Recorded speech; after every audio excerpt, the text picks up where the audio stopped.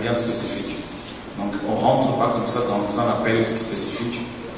Il faut au préalable qu'il y ait une formation de la part du Seigneur, bien sûr.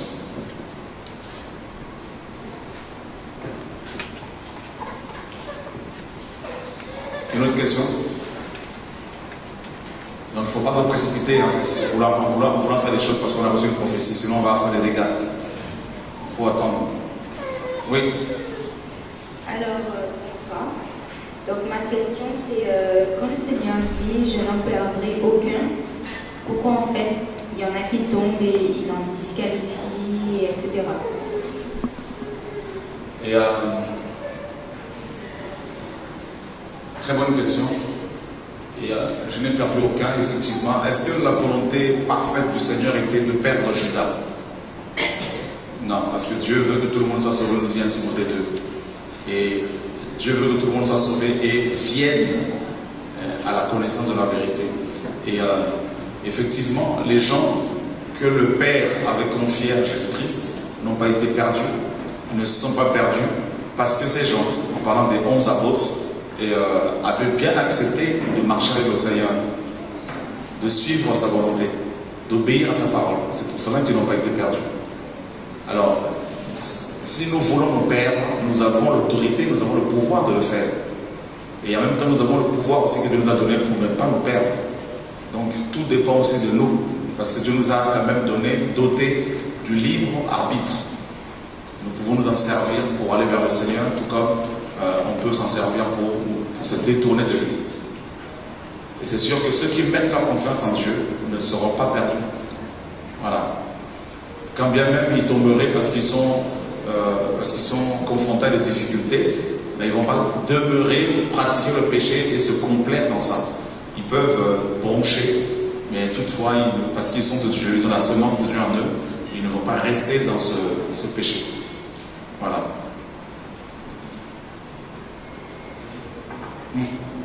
Bonjour, pour avoir un complément d'information sur ce que la sœur vient de dire, concernant les noms, parce que Jésus dit, vous ferez de bien plus grandes choses que moi. Donc pour les chrétiens, les vrais chrétiens sont capables de faire tout ce que Jésus a fait.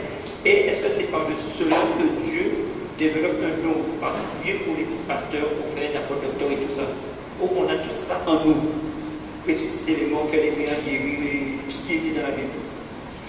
Non, justement, quand on parle malheureusement de l'appel de Dieu, on a tendance à le limiter aux prophètes, aux apôtres, aux pasteurs. Et c'est pour ça qu'on a mis en place cette... tout le monde entend? On a mis en place cette oligarchie, hein, comment dire, le cléricalisme, c'est-à-dire le corps pastoral, le corps d'élite. Et beaucoup de chrétiens, justement, veulent accéder à ces fonctions. Hein, alors que tous les chrétiens sont égaux. Tous les chrétiens, n'importe quel chrétien qui aime le Seigneur peut être utilisé par le Seigneur au point de faire plus de miracles qu'il en a fait lui-même quand il était sur terre. Donc, on ne va pas limiter cela aux apôtres, aux prophètes, aux docteurs, tout ça. Voilà.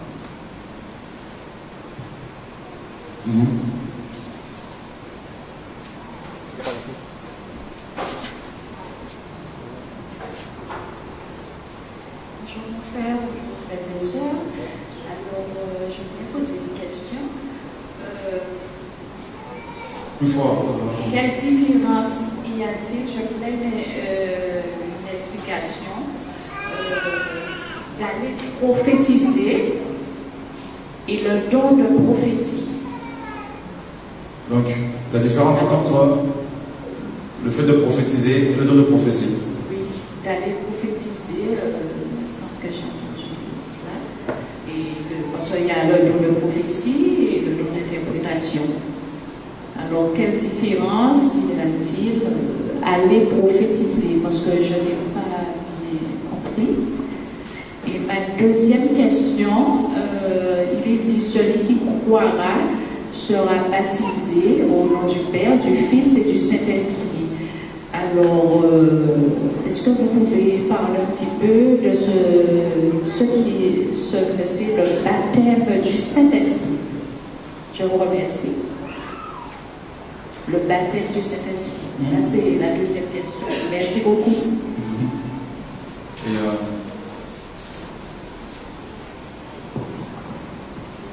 tout le monde peut être utilisé par le Seigneur pour prophétiser. C'est-à-dire tout le monde, tous les chrétiens, donc je vais élargir encore, c'est-à-dire tout le monde peut être utilisé par le Seigneur pour prophétiser, même les animaux, n'est-ce pas? Ça ne vous choque pas? Ok. Donc, même les animaux. L'ânesse de Balaam avait prophétisé, avait parlé, et cela n'a pas fait d'elle une prophétesse. Comment? Même les païens, bien sûr. Dieu peut saisir un païen pour donner une prophétie. Et Dieu fait ce qu'il veut. Voilà. Donc, et ensuite, tous les chrétiens sont des potentiels prophètes. Tous les chrétiens. Ils ne sont pas des prophètes, mais ils sont des potentiels prophètes. D'accord? Ils ont le potentiel de la prophétie en eux parce qu'ils ont le Saint-Esprit qui est l'esprit qui donne les prophéties. Donc ils ont le potentiel. Ce sont les potentiels prophètes.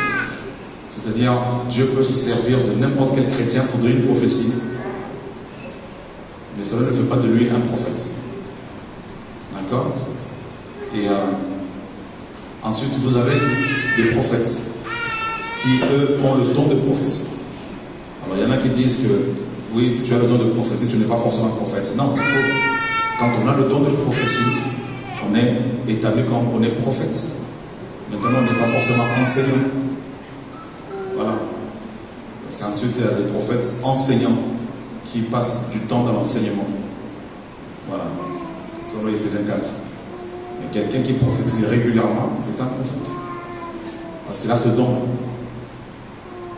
Et les enseignements, on croyait ça avant. Quand on a le don de prophétie, on n'est pas forcément prophète. C'est un peu de mélange. Quand on a le don, on l'exerce régulièrement, on est prophète.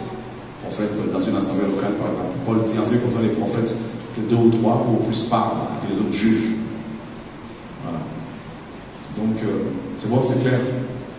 Ensuite, le baptême du Saint-Esprit, on le reçoit à la conversion. Et ce n'est pas le parlement, comme on nous l'a fait croire. Paul nous dit dans 1 Corinthiens 12, 13, nous avons tous en effet été baptisés dans un seul esprit pour former un seul corps. Et c'est Jésus-Christ qui donne ce baptême. Selon Matthieu 3, 11, Jean disait que c'est Christ qui baptiserait du Saint-Esprit et de feu. Donc, nul besoin de chercher à parler en langue, parce que beaucoup de gens disent que si on fait croire à beaucoup de gens que s'ils ne parlent pas en langue, c'est parce qu'ils ne sont pas baptisés dans le Saint-Esprit. Et c'est faux. Paul nous dit dans 1 Corinthiens 12, tous parlent-ils en langue au verset 29? Non. Tous sont-ils prophètes? Non. Tous sont-ils apôtres? Non. Voilà. Amen. Oui.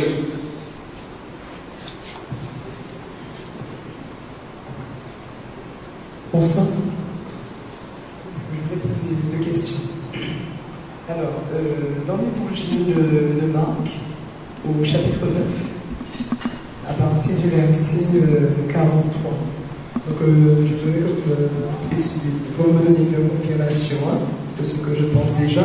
Lorsque le Christ parle du feu qui ne s'éteint point et du ver qui ne meurt point.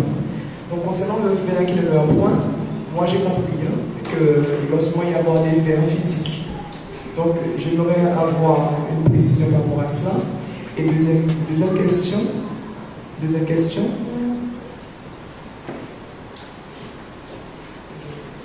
Oui. Donc deuxième question, par rapport à Jean, Isaïe, Ézéchiel qui ont vu la gloire de Dieu, son trône. Donc j'aimerais savoir, est-ce qu'on peut demander à Dieu est-ce qu'on peut lui demander de voir sa gloire, ou bien c'est lui qui décide de faire voir sa gloire à qui il veut? Voilà, merci beaucoup. Ok. Vous savez que les apôtres et le Seigneur Jésus-Christ lui-même n'ont pas, comment dire, ne se sont pas éloignés du Tanakh, c'est-à-dire les Écritures de Genèse à Malachie. Ils ne se sont pas éloignés du Tanakh. Leurs enseignements étaient en parfait accord avec le Tanakh. Donc, pour comprendre Marc chapitre 9, en parlant des vers, leurs vers ne mourront point, il faut se référer à Ésaïe 66. D'accord? Parce que c'est Ésaïe qui est le premier à parler de cela. Le verset 24 nous dit: et quand ils sortiront dehors, ils verront les cadavres des hommes qui se sont rebellés contre moi, car leur fer ne mourra point et leur feu ne s'éteindra point, et ils seront méprisés de tout le monde. Donc ce ne sont pas des vers comme ça. C'est une image pour parler des hommes, parce que nous sommes considérés comme des vers de terre, n'est-ce pas? Donc il n'y aura pas forcément des vers physiques comme ça, non. C'est une image, en fait, il faut faire une interprétation symbolique ici, allégorique. Donc ce sont des cadavres, tout simplement. C'est sûr que quand il y a des cadavres, il y a forcément des asticots, des choses comme ça. Mais c'est plutôt une image pour nous montrer à quel point nous sommes aussi fragiles que les vers de terre. Voilà. Et puis, donc le Seigneur s'est référé justement ici pour parler du lac de feu, n'est-ce pas? Donc il est question du lac de feu. Et bien là, on est tellement comparé parce qu'il y a des vers de terre que malgré notre fragilité, le feu du lac de feu ne va pas nous consumer et on va mourir comme on va souffrir éternellement. Voilà, c'est ça. Et ensuite, c'était quoi le... Merci. Donc mon autre question était par rapport à Jean, Esaïe, Ézéchiel qui ont vu la gloire de Dieu. Hein, donc j'aimerais savoir, est-ce que par exemple je peux demander au Seigneur, est-ce que tu peux me faire voir ta gloire, mais c'est lui qui décide? Bien sûr, tu peux demander, oui, tout à fait. Parce que c'est un de mes désirs, et je vois que par exemple dans Jérémie 33:3, quand il dit invoque-moi, je te répondrai. Je te montrerai des choses que tu ne connais pas, des choses cachées. Bien sûr. Est-ce que cela va dans ce sens? Bien sûr. Amen, merci.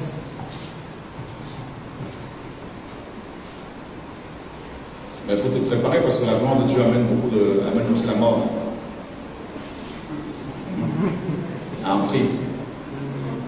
Il y a un prix à payer. Parce que la définition de la gloire de Dieu, c'est le poids. Donc quand ça vient, ça t'écrase. Donc c'est la croix. Ouais. Donc non, c'est bien, je t'encourage.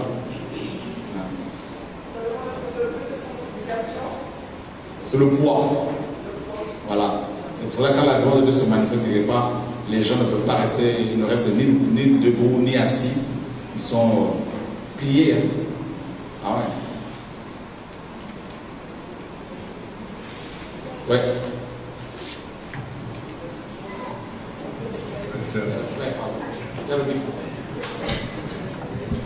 Oui, bonsoir, frère. Je voulais te poser cette question. Pour reconnaître son appel.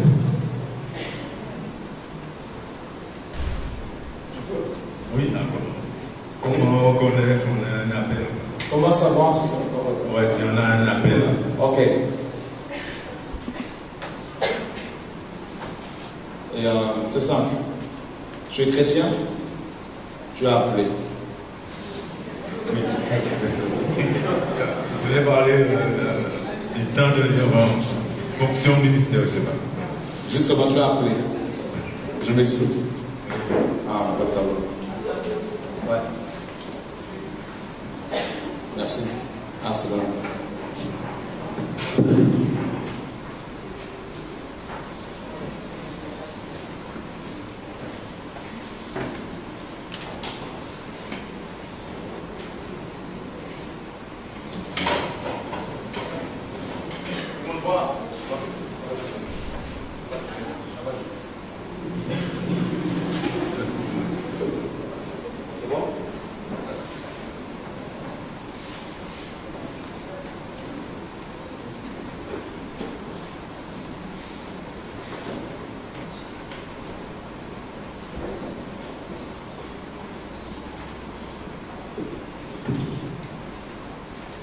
Et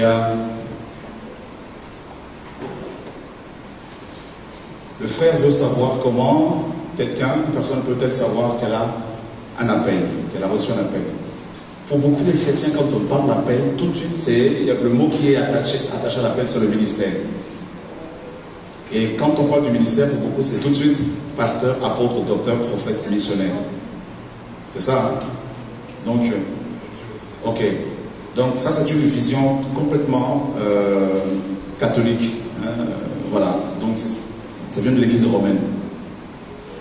Même le mot ministère, il faut vraiment le mettre un peu de côté. C'est vrai qu'on retrouve ça dans beaucoup de Bibles.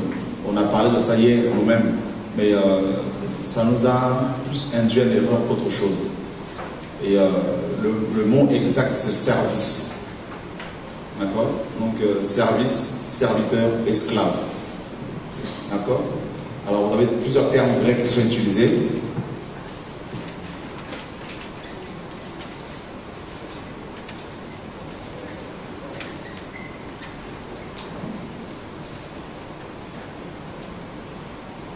Diakonos, diaconia, diacre. Voilà, on sait ce que c'est. C'est être au service des autres. D'accord? Et ces deux termes-là ont été utilisés ont été traduits par ministère. Et mais la vraie définition, c'est service. La vraie traduction. Et ensuite, il y a comment dire, ces deux termes, justement, on parle de domestiques, hein, des gens qui sont vraiment esclaves, qui sont au service des maîtres, au service des grands. Et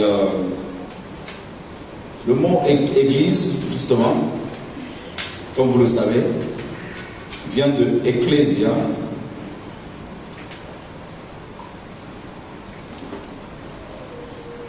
Il y a le préfixe ek.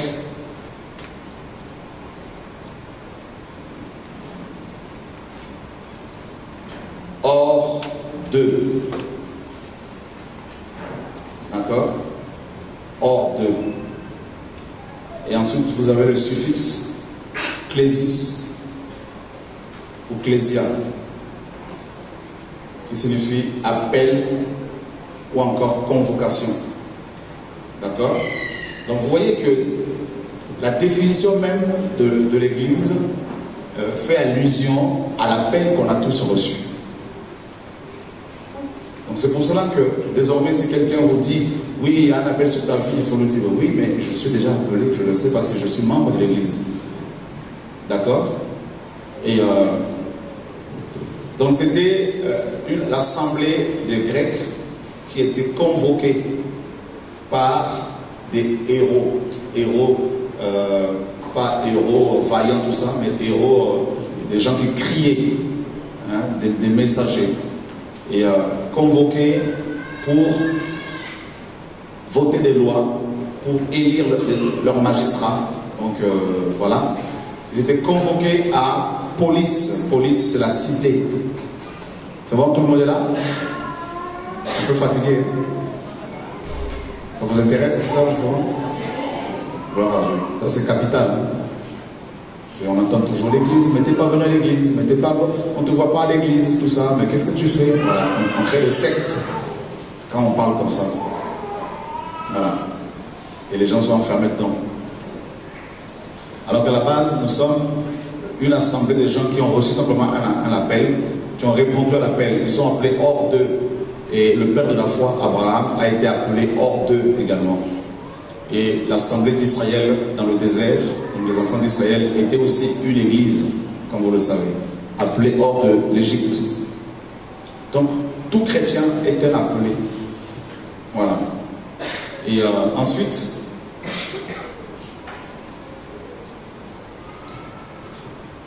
quand on entend ministère, je dirais le service,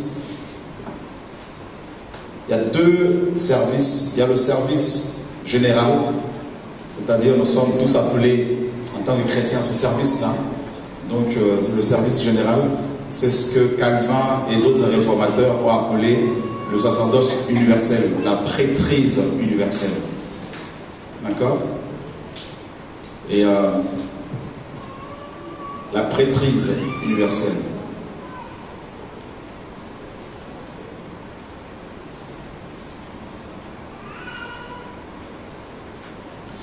Ça consiste en quoi? Premièrement,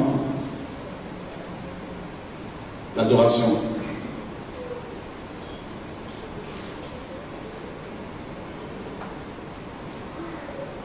Donc il y a une relation verticale de l'homme vers Dieu. Et beaucoup de chrétiens ne comprennent pas cela. Ils peuvent dire, oui, nous sommes des adorateurs, le Père recherche les vrais adorateurs, en esprit, en vérité. Mais combien de chrétiens vivent-ils vraiment cela? Combien réalisent-ils que le plus grand service, le plus grand ministère, c'est ça? D'accord? C'est la relation. Donc j'en profite. Oui. Et l'évangélisation. Justement, je finis. Donc, la première des choses, c'est ça. L'évangélisation, ça n'impressionne pas Dieu. Je veux vous dire, Dieu, c'est pas parce qu'on gagne beaucoup d'âmes que Dieu est satisfait de nous. Non. Ce n'est pas parce qu'on baptise beaucoup de gens que Dieu est satisfait de nous. Non. Parce que ça, les catholiques, ils font plus que nous. Et il y a plus de monde. Quand le pape va quelque part, c'est tout un pays qui est mobilisé. Donc, c'est la première et la principale des choses, c'est l'adoration. Ça, c'est le plus grand service. Comment savoir qu'on est appelé? Eh bien, c'est simple. Si on est un adorateur, il n'y a pas de souci, on le sait.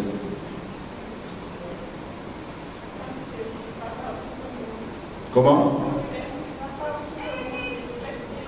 J'en arrive justement.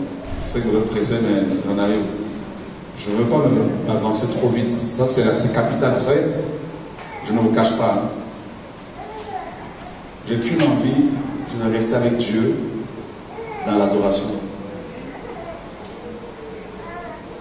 Parce que je me suis rendu compte que les chrétiens se font la guerre les uns les autres à cause du ministère. Mon ministère, moi je suis chantre, moi je suis ci, mon église, Vous voyez, on parle d'adoration, mais vous voulez déjà qu'on parle d'évangélisation. C'est pour vous montrer à quel point on est contaminé jusqu'à la moelle. Pourtant, je n'ai même pas encore développé l'adoration. Comment? Non, mais je veux développer justement, c'est ça que je prends le temps. Mais vous voyez, tout de suite, on veut faire des œuvres. C'est pour ça que le Seigneur dira, beaucoup me diront, n'avons-nous pas chassé les démons? N'avons-nous pas prophétisé? Il n'a pas dit, n'avons-nous pas adoré? Il n'a pas dit ça. C'est quoi la vraie adoration? Ça, c'est la base. L'adoration, c'est la racine. Vous avez l'adoration, je vais développer, mais d'abord, je vais finir le schéma. Ensuite, là, vous avez la communion fraternelle.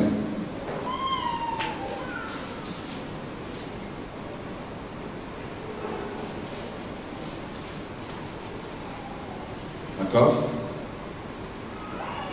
Donc, il y a la relation verticale et la relation horizontale. La communion fraternelle, ça nous permet de, comme vous le savez, de nous construire les uns les autres, de nous bâtir les uns les autres. Et de bâtir ce corps par les dons qu'on a reçus, avec les dons qu'on a reçus, avec l'onction qu'on a reçue, avec les fruits de l'esprit. Ensuite, donc ça c'est la communion, donc c'est la vie de l'Église. Ensuite vous avez, n'est-ce pas, le témoignage auprès des perdus. Donc le monde. Aller dans le monde entier, faire de toutes les nations des disciples et tout ça. Donc,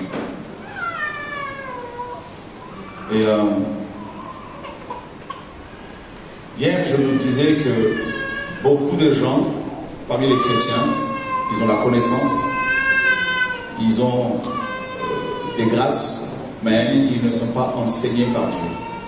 C'est-à-dire, simplement, littéralement, ils n'ont pas de relation réelle avec le Seigneur, parce que c'est une chose de prier Dieu, de parler en langue, de passer 1 heure, 2 heures, 3 heures à la prière, mais ça n'est une autre, de vivre Dieu dans le quotidien. D'accord? Maintenant, ça c'est le premier appel. Ce qu'on appelle le sacerdoce universel, la prêtrise universelle.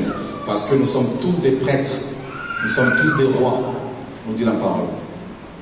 D'accord? Il a fait de nous des prêtres. Donc il n'y a plus de médiation humaine comme sous la loi. Maintenant, qu'est-ce que l'adoration? On nous a dit et on nous dit que adorer, c'est chanter, c'est louer, c'est jouer d'un instrument, tout ça. Non.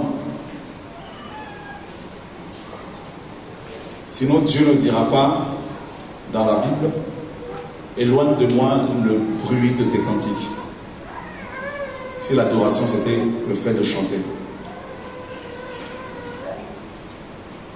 Amen. Est-ce que ceux qui ont les chewing-gums, est-ce que vous pouvez les mettre juste provisoirement de côté pendant le temps d'enseignement et puis après, merci. Donc, l'adoration, c'est la mort.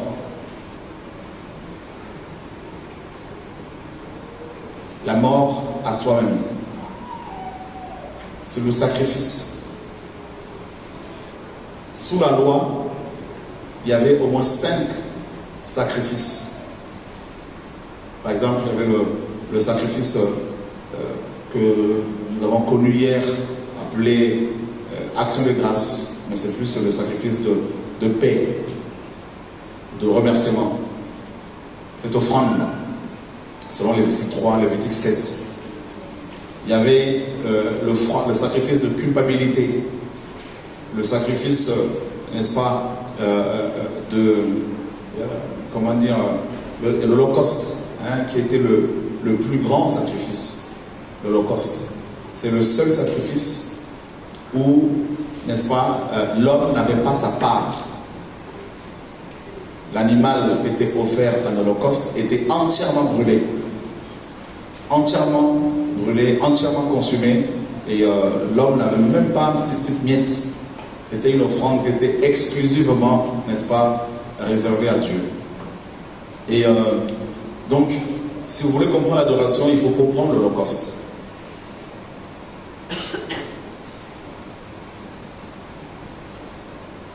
C'est pour cela, personnellement, ce n'est pas de l'orgueil. J'ai du mal à écouter la plupart des gens qui chantent, qui se disent chanteurs, musiciens chez les chrétiens. Ça passe plus. Parce que tu vois, quand quelqu'un, sa vie n'est pas consacrée sur l'autel, tu le sens. Même quand la personne te parle, ça t'ennuie, ça t'irrite.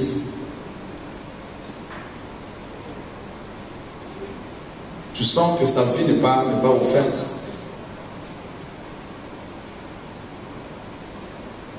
Tout à l'heure, hier, il y a un jeune homme qui est venu me voir, il m'a dit, j'aimerais bien être délivré. Je veux la délivrance. J'ai prié pour lui, il vient demain.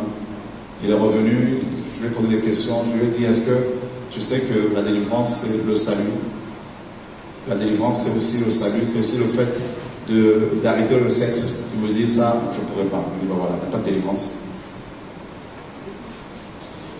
Vous voyez, il veut la délivrance, mais il ne veut pas adorer.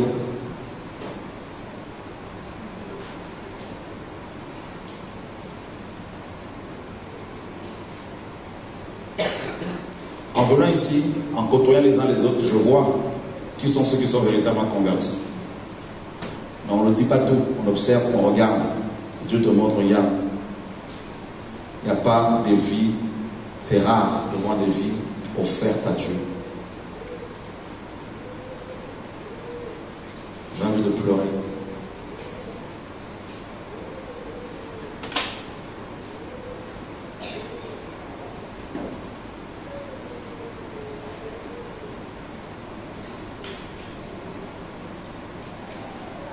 Et la force de la vie chrétienne se tient là. Donc, qui dit Holocauste, dit simplement la croix.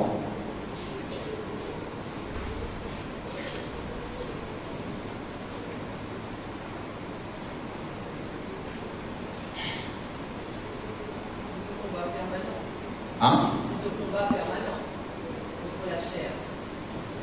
Oui. Parce que je peux adorer. Oui. C'est un combat permanent. Et c'est pour ça que le Seigneur disait, si quelqu'un veut me suivre, qu'il se charge de la croix des autres. Non, de sa propre croix, et qu'il me suive. Il faut se charger chaque jour. Parce que c'est chaque jour que nous sommes censés adorer Dieu. Donc adorer, ce n'est pas chanter. Chanter, les chants, ce sont des expressions de l'adoration. Des émanations de l'adoration. Des conséquences de l'adoration. Voyez? Et on fait l'inverse. On chante pour adorer Dieu. Alors on chante parce que nos vies sont mortes, consacrées, sont offertes.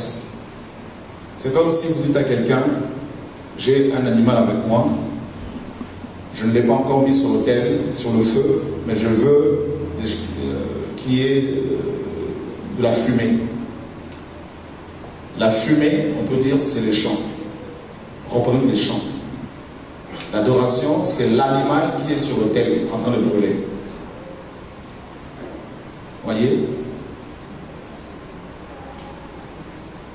Et maintenant, et c'est là que ça coince, parce qu'on veut bien chanter, on veut bien danser, mais on quitte l'autel. On ne veut pas de l'autel. Pourquoi? Parce qu'il y a le feu.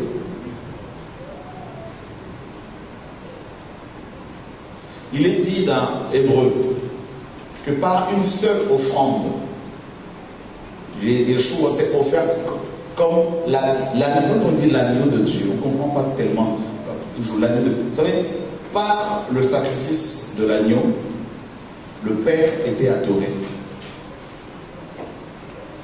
Les exigences de sa justice, étaient satisfaites.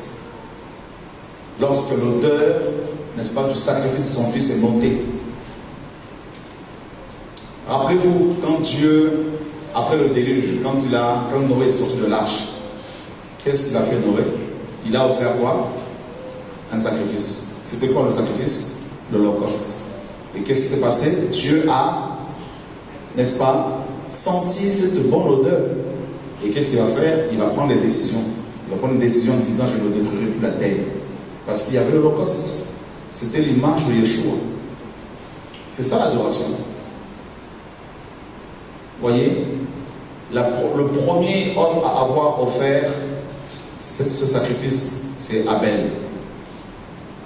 Voyez, et c'est ça l'adoration. Il n'y avait aucun instrument, il n'y avait aucun chant.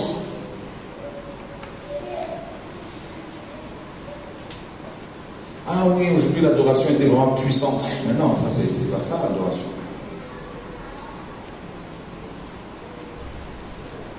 Voyez, j'en arrive s'il vous plaît. Quand vous me voyez travailler comme ça, c'est qu'il y a une notion qui est sur moi. Donc, après, quand ça part, là, je peux permettre de se faire des questions. Quand vous voyez le silence comme ça, c'est qu'il y a des choses. Parfois, on me dit des choses. Voilà. D'accord? Amen. L'adoration. Le Seigneur dit les vrais adorateurs. Donc, il sait qu'il y a des faux adorateurs. Il a dit à la femme samaritaine, vous adorez ce que vous ne connaissez pas.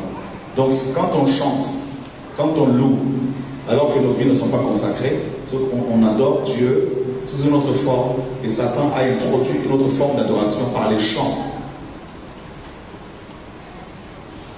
Le père de la foi, Abraham, c'est notre père, c'est écrit. C'est lui qui est notre modèle en matière de la foi chrétienne, vrai ou faux? Quand Dieu lui a dit de sacrifier son fils, il a dit quoi dans Genèse 22? Il a dit à ses serviteurs, restez ici, l'enfant et moi, nous allons quoi? Adorer. C'est le père de la foi. Voyez? Est-ce qu'il y avait une batterie? Non. Est-ce qu'il y avait des guitares? Non. Est-ce qu'il y avait des instruments, je ne sais pas quoi? Non. Le Père de la foi. Il dit, je vais adorer. Il a pris son fils, quelqu'un qui écoutait, qui était tout pour lui. Il a pris, il est allé sur la montagne. Vous voyez l'adoration? Tu vas dans la présence de Dieu. La montagne, c'est le royaume de Dieu. Et là, tu t'offres. Et Paul dit quoi dans Romains 12? Offrez vos corps par les compassions de Dieu. Offrez vos corps comme un sacrifice vivant, saint et agréable. Ce qui sera un culte véritable, un culte vrai pour vous. Il n'a pas dit, c'est pas mauvais de prendre sa guitare de jouer, je ne dis pas ça. Quand on prend le synthé, des instruments pour chanter, ce sont les conséquences. Nos vies sont consacrées. Donc c'est la consécration, la croix, c'est la mort. La mort par rapport à la convoitise, à l'impudicité. Quand les pensées impures viennent comme ça, tu ne le gardes pas tout le temps, tu chasses au nom de Jésus de Nazareth. Tu ne vas pas. Dieu bat pour le salut de chaque âme.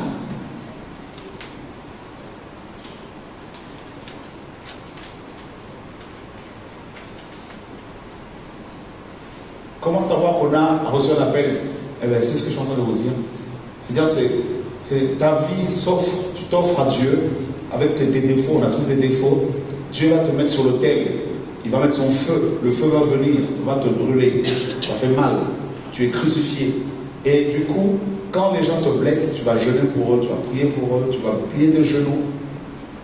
Un frère tombe, toute l'église se lève, on prie, on va jeûner pour deux, pendant 2 jours, 3 jours, ceux que peuvent, on jeûne.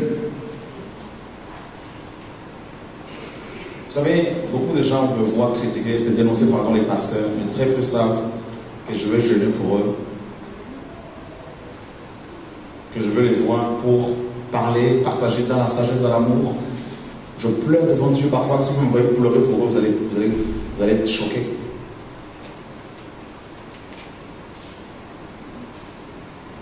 Et c'est pour cela que certains commencent à être véritablement touchés, ceux qui sont de Dieu. Le cœur de Dieu, c'est l'adoration. Le sacrifice.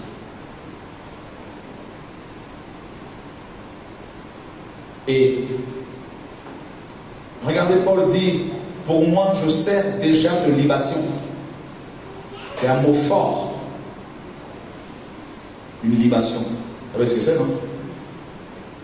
Non? Quand on versait, n'est-ce pas, du vin sur les sacrifices, on versait de l'huile, on versait du vin. C'est-à-dire, Paul était tellement consacré à Dieu, tellement brisé dans son être par le Seigneur, qu'il dira, si je vis, ce n'est plus moi qui vis, c'est Christ qui vit en moi. Et il dit, à la fin de sa vie, il s'apprêtait à mourir, à être exécuté par Néron, l'empereur romain Néron, qu'il dira, pour moi, Timothée, dans 2 Timothée 4, je sers déjà de libation. On va prendre ce passage-là.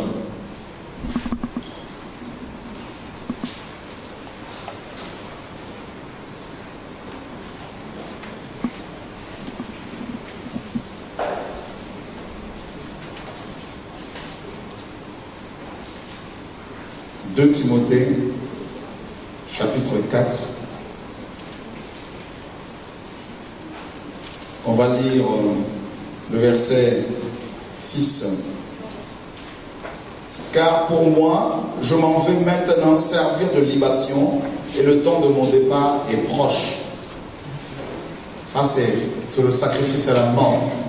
Voyez, Paul était tellement brisé, tellement consacré à Dieu, qu'il, n'est-ce pas, se définit comme étant comme de l'eau qui devait s'écouler, comme du vin qui devait s'écouler, tellement que sa vie était brisée.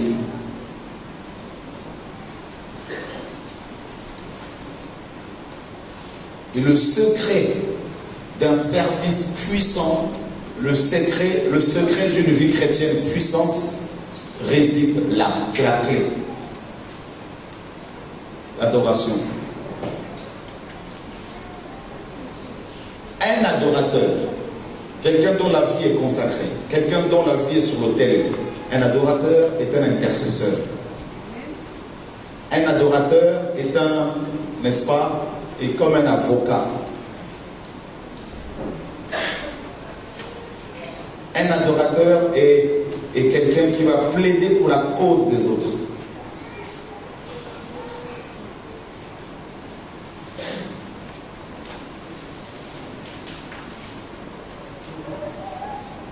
Regardez, à quoi ça servirait, à quoi ça sert toute la connaissance qu'on peut avoir si on n'a pas la compassion pour les hommes? Ça sert à quoi? Si on ne pleure pas devant Dieu, si on n'est pas brisé au point de dire Seigneur, même mon ennemi, là, je veux qu'il soit sauvé, sauve-le.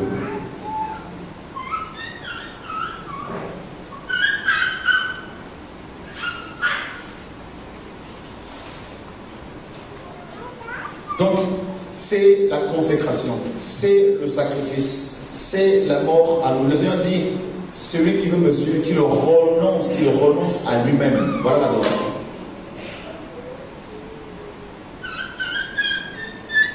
Et c'est dur, je vous dis, c'est pas facile.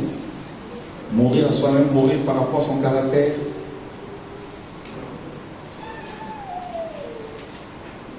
Parce que si on n'est pas mort à soi-même, on va voir toujours les erreurs des uns des autres facilement. Et on va zoomer là-dessus et on va tuer les gens à chaque fois.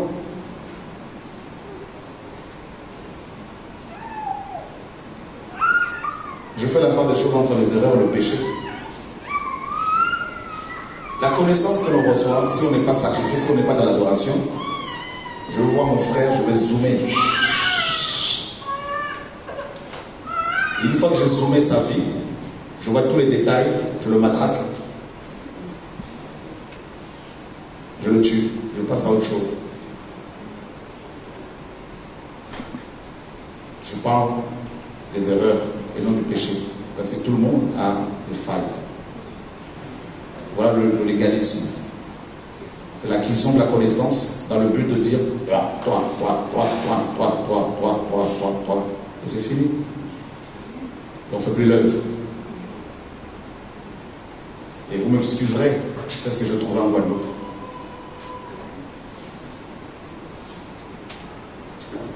Je suis là, je me dis, mais dis donc, j'ai l'impression d'être sur un champ de bataille. Tu es au milieu et ça canarde de partout. Je me dis, mais ils ont reçu quel message ici?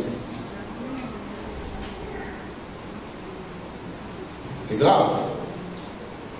Quand on est brisé dans l'adoration, là, quand il y a des programmes comme ça, on est là une semaine, tous les frères qui travaillent, tout le monde dans la prière. Et on ne dit pas que non, moi je suis dans mon coin, je prie dans mon coin. Ça, c'est l'orgueil, ça, c'est la chair.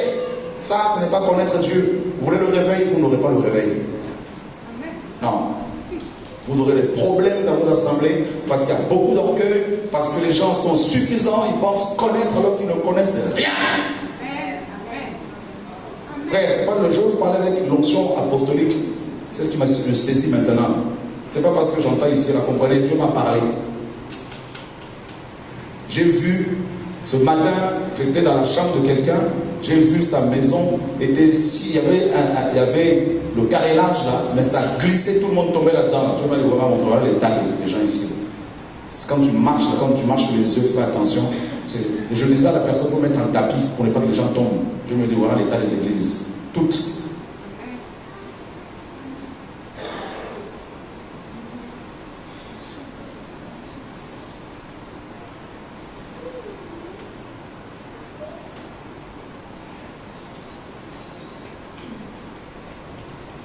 Frère, à part les gens qui peuvent nous faire la guerre, mais ceux qui nous connaissent à Paris, là, les gens qui m'attaquent, il y en a qui sont avec moi, qui continuent à persévérer. Je connais leurs erreurs, mais je les supporte, je veux les prier, les encourager. Mais tu es là, pendant 10 ans, 15 ans, tu supportes comme ça. Il y en a qui sont choqués, mais comment c'est possible?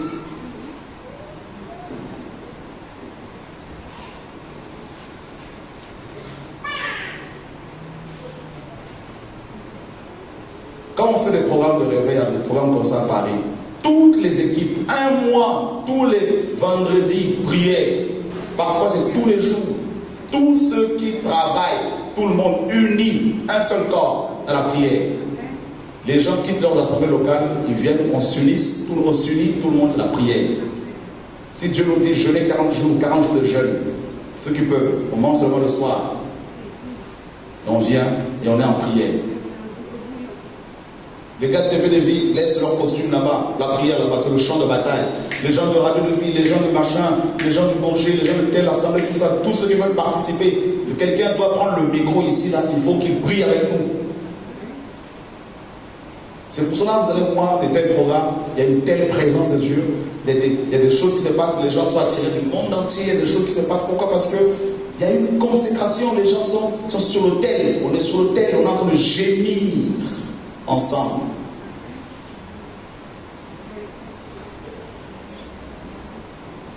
Et à Guadeloupe, chacun fait sa sauce dans son coin, chacun prépare son petit royaume dans son coin, et les uns les autres s'acanardent les uns sur les autres, et les gens reçoivent le même message. Et nous, quand on arrive, on se retrouve au milieu. Maintenant, on fait comment?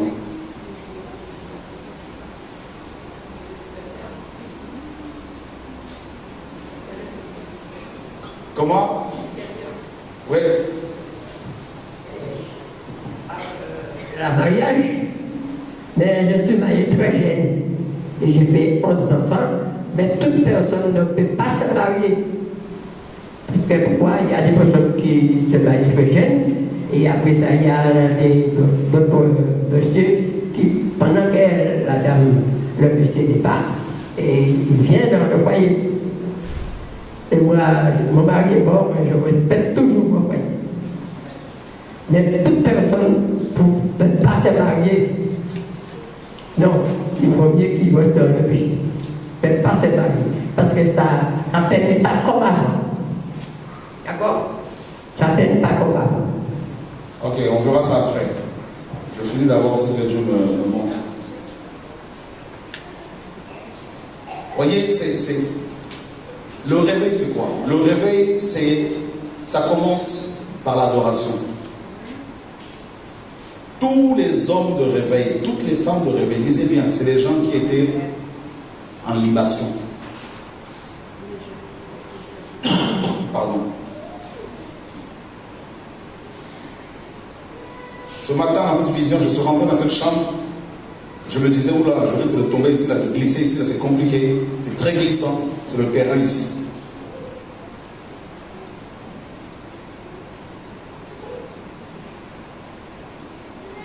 Et tant qu'on ne va pas comprendre cet aspect-là, mes amis, là, non, il n'y a rien. Parce que quand on est là, je vais vous dire, on est divisés les uns sur les uns les autres. Même hier, ce qu'on a vécu, on aurait pu faire encore des choses terribles encore. Voyez? Mais Dieu a vu les cœurs serrés. L'autre là-bas, serré. L'un là-bas, des gens qui sont ici qui ne se parlent plus correctement. Là. Dieu voit quand il vient, il dit voilà, tout ça. Zéro. Je vous dis, moi, je veux plaire à Dieu. Voilà.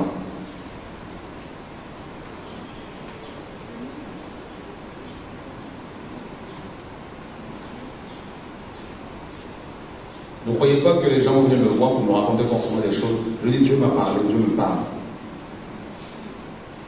Le péché ensuite, ça, on le sait. Comment peut-on parler de la paix du Seigneur alors qu'on est dans un péché? C'est pas possible. C'est pas possible. Mes amis, Dieu est saint.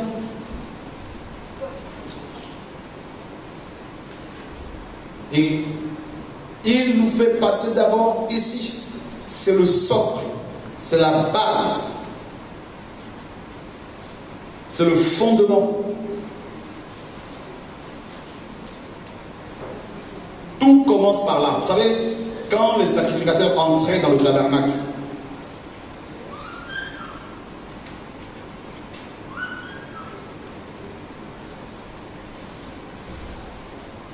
le Saint de Saint, lieu saint, parvis,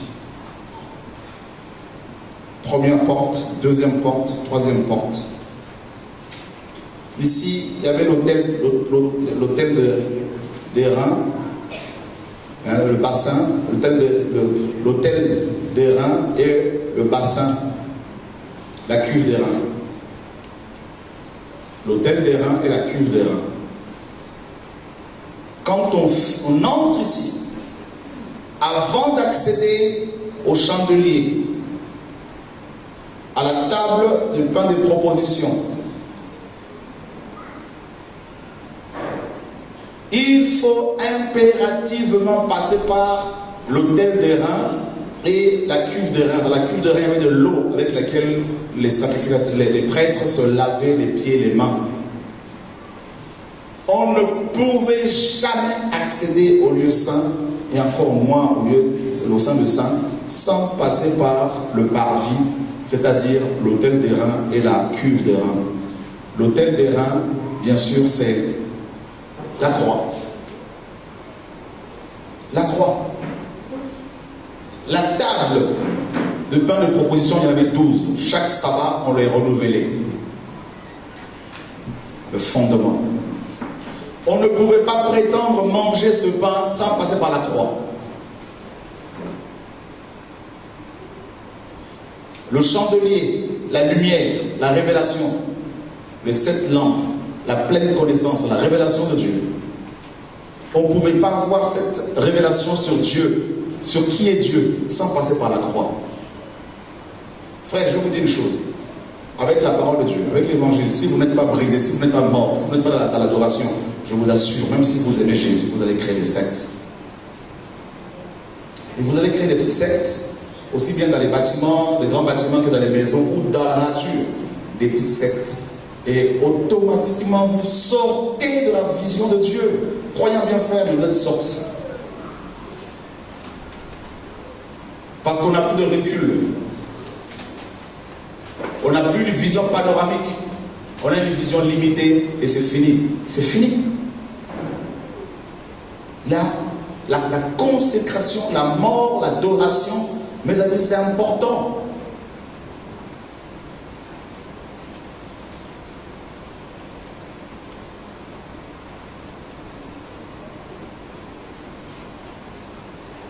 C'est là où il y a le cœur de Dieu. Le sacrificateur, le prêtre, il vient ici avec ses habits sales. Il vient, il est sale. Tout le monde avait accès ici. Donc la croix est accessible à tout le monde. L'autel des reins, les reins c'est quoi? Les reins dans la Bible, ce métal nous parle du jugement de Dieu. Le serpent des reins, la verge des reins, c'est le jugement. C'est là où Dieu juge nos vies, juge nos actions, juge nos défauts. Et qui dit jugement, dit aussi, n'est-ce pas, la frappe, le châtiment.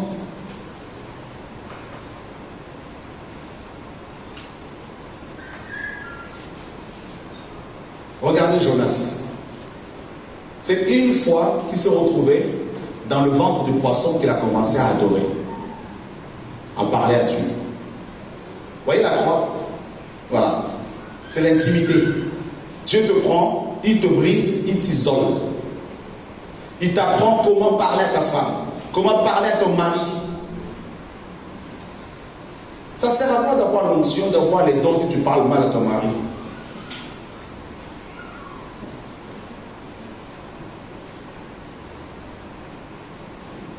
Ça sert à quoi? Où est la différence entre toi et une païenne? Honnêtement, la différence, c'est que tu connais un peu la parole de Dieu. C'est que tu prophétises de temps à autre. Mais au niveau du cœur, qu'est-ce qui prouve que nous sommes chrétiens? C'est le cœur qui change. C'est le cœur qui devient compatissant. C'est le cœur qui pleure pour les âmes. C'est le cœur qui gémit devant Dieu. C'est le cœur qui pardonne.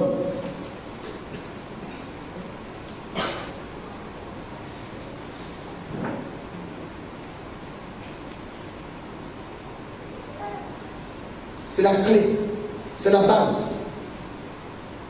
Sinon, zéro.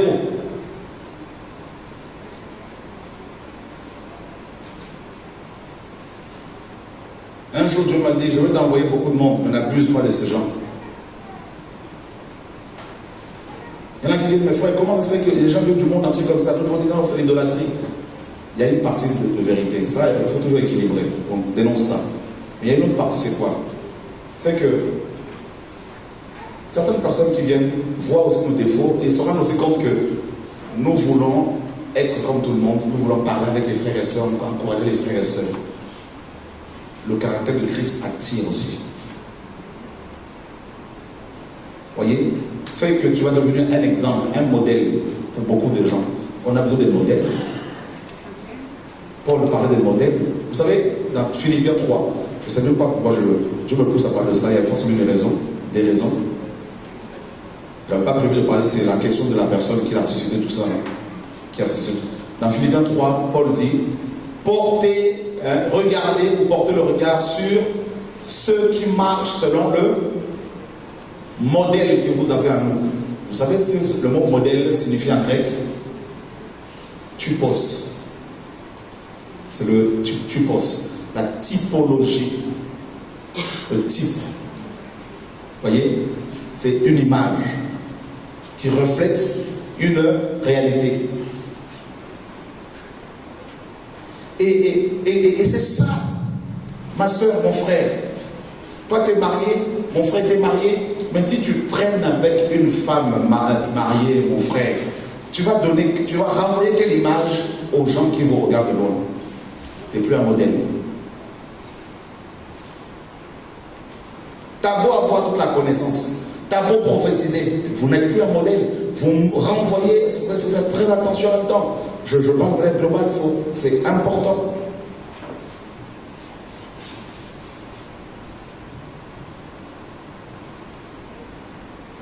Dieu nous fait passer par la croix parce qu'il veut nous transformer en des types.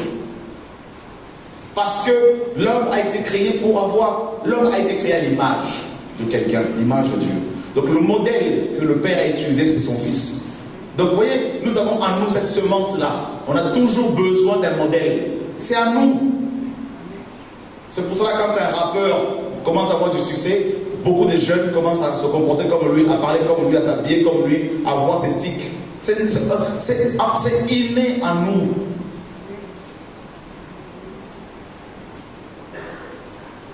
C'est comme ça qu'on est.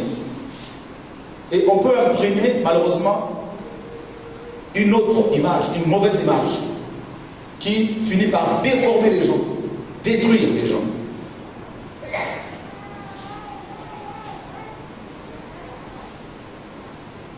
Et c'est pour cela qu'il faut passer par, Dieu nous fait passer par là, pour nous tailler, pour que nous soyons des modèles, nous soyons des types, nous soyons des références. Et c'est ça le plus grand appel.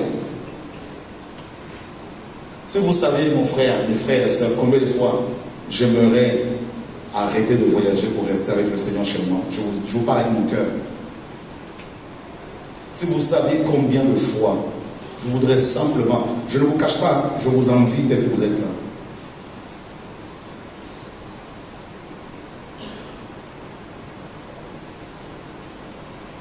Donc du coup, prêcher, voyager, ce n'est plus pour moi un sujet de joie. Non. Je suis limite stressé quand je prends l'avion, ça ne m'intéresse pas, je suis mal. Pourquoi? Parce que je me dis, après avoir voyagé dans le monde entier, goûter à combien de choses, tout ça, c'est vanité de vanité. Tu découvres comment les hommes sont méchants, l'homme est méchant, c'est vanité de vanité. Alors tu préfères quoi? Tu préfères simplement rester avec Dieu dans l'adoration, dans sa présence, dans son amour, mais tu ne peux pas non plus être dans l'adoration, dans la consécration, sans la communion fraternelle. Donc c'est intrinsèquement lié. Forcément, quand tu adores dans la consécration, quand tu es dans la consécration, automatiquement Dieu te parle. Donc comme Dieu te parle, automatiquement il te parle des frères et sœurs. Donc automatiquement il te dit de prier pour leur faiblesse, d'aller les voir pour les avertir, de prophétiser, de manifester l'amour qu'il t'a donné pour guérir les malades, pour écouter les frères et sœurs qui ont des besoins. Donc parce que dans l'adoration, ben forcément tu vas aller voir les perdus. Donc tu obéis, mais tu ne fais pas les choses parce que tu les aimes, tu fais les choses parce que tu aimes Dieu et tu obéis. Et bien sûr, tu vas finir par aimer, mais pas aimer dans le sens où tu ne vas pas pouvoir t'en passer. Mais c'est pas, tu le fais par obéissance. Comme Paul disait, si je prêche, ce n'est pas un sujet de joie. C'est une nécessité qui m'est imposée. Et malheur à moi si je n'avance pas l'évangile.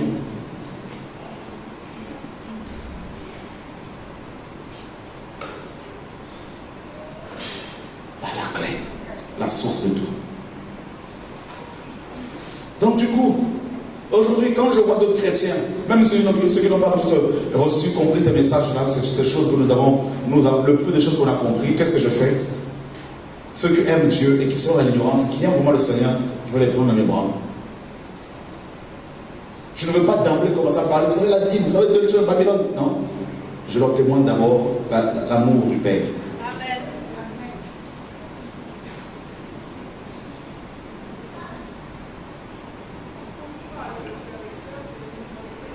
Tous les chrétiens. Non, même les inconvertis, on va les aimer. Mais si j'ai affaire à un chrétien, qu'il soit protestant ou évangélique, je ne sais pas quoi, la première des choses que je veux lui faire, c'est témoigner l'amour. Tu vois? À moins que tu me dises, parle de la dîme, là oui, mais sinon.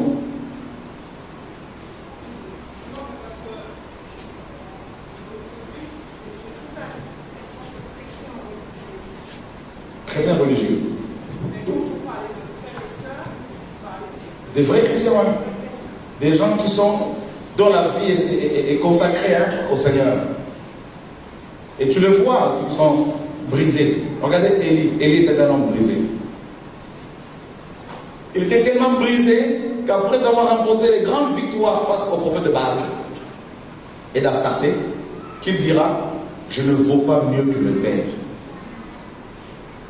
C'est-à-dire pendant quelques temps, Élie croyait avec l'onction qu'il avait qu'il était mieux que les autres. Pour réaliser en fait qu'il n'est pas mieux que les autres. Brisé. Complètement brisé. Et on voit des chrétiens comme ça qui sont brisés. Comment? Parce que pour moi, des fois on dit croire en Dieu, mais on est attaché aux traditions. Ça ne veut pas dire qu'on ne croit pas en Dieu.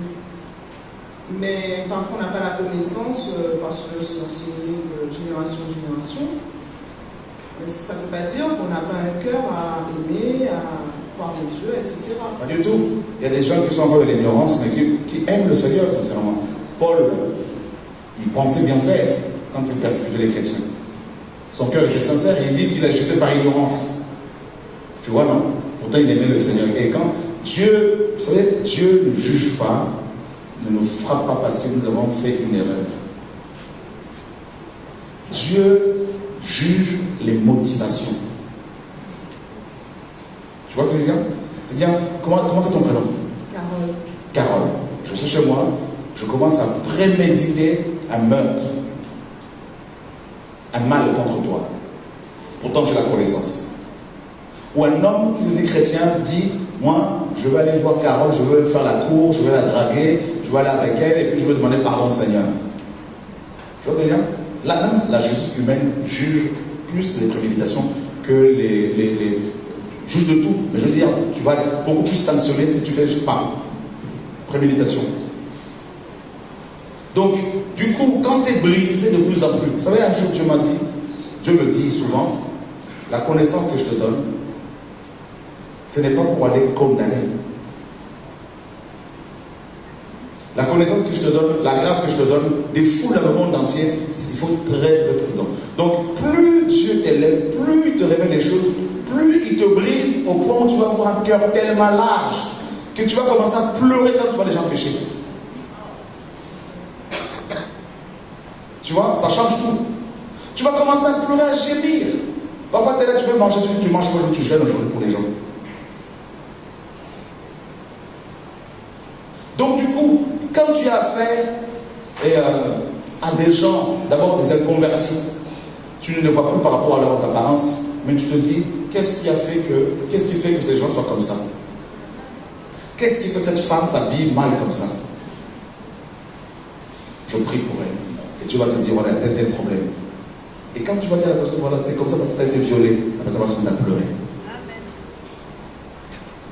Tu es comme ça parce qu'on t'a dit que tu n'es pas belle. Et alors, du coup, tu veux mettre en valeur des choses qui sont des avantages que tu as.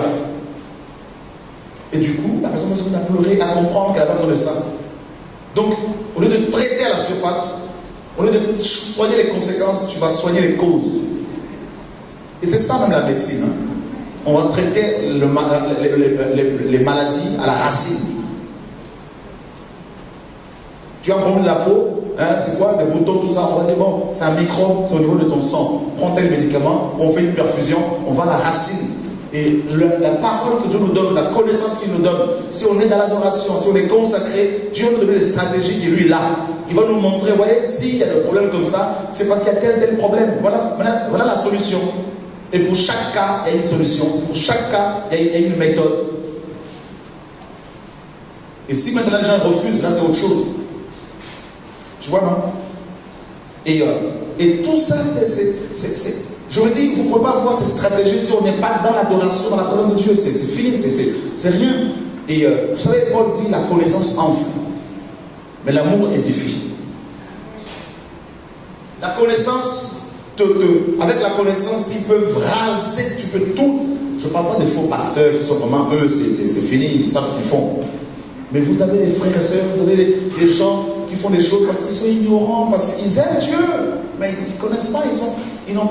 Un jour, je dis à un frère, je dis, toi, tu viens d'avoir la connaissance, tu as mis 5 ans pour connaître telle chose. Et tu veux maintenant que ceux qui viennent d'arriver comprennent cela en 3 mois ou en 1 semaine. Mais où est l'amour?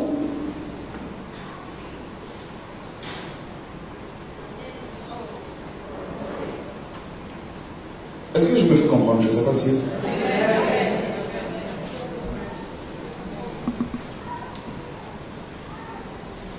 Alléluia. Oui.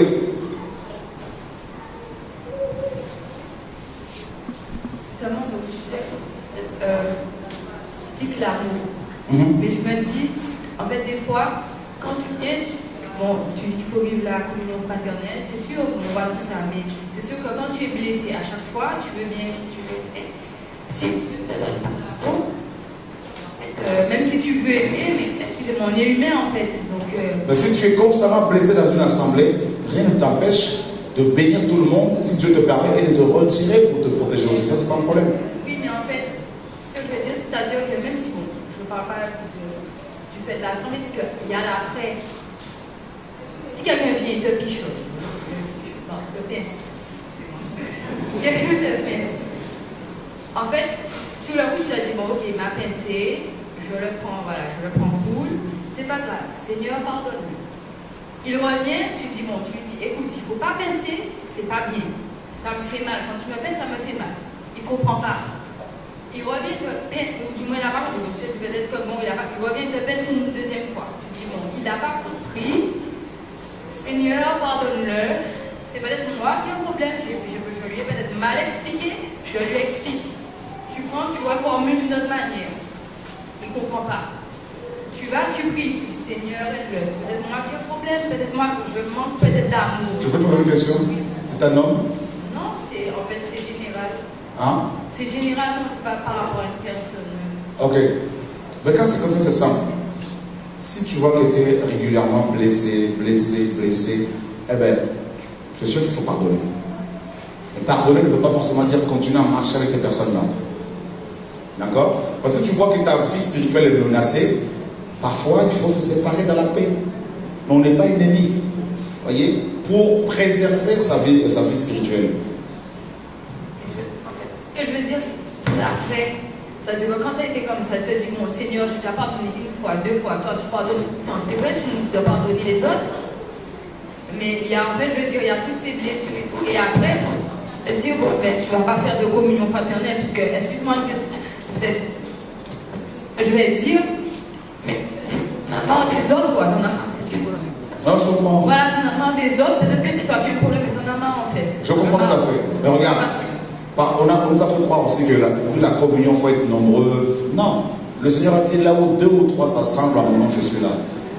Dans ce cas-là, si tu as communié avec le Seigneur, déjà, je pense que tu le fais. Et ensuite, avec 2 ou 3 frères et sœurs, c'est bon, ça suffit. Voilà.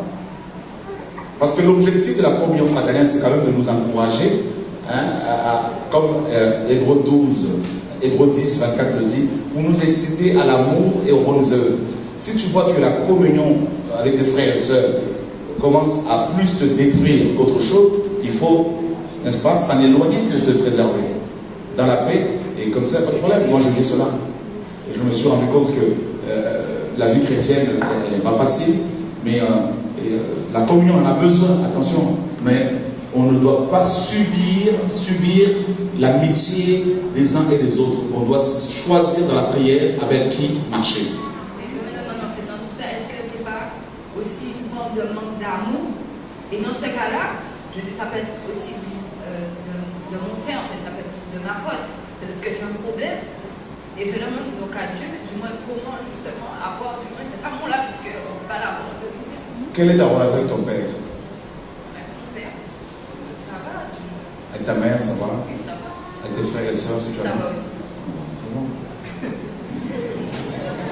bon. Dieu permet ça aussi pour nous façonner, hein?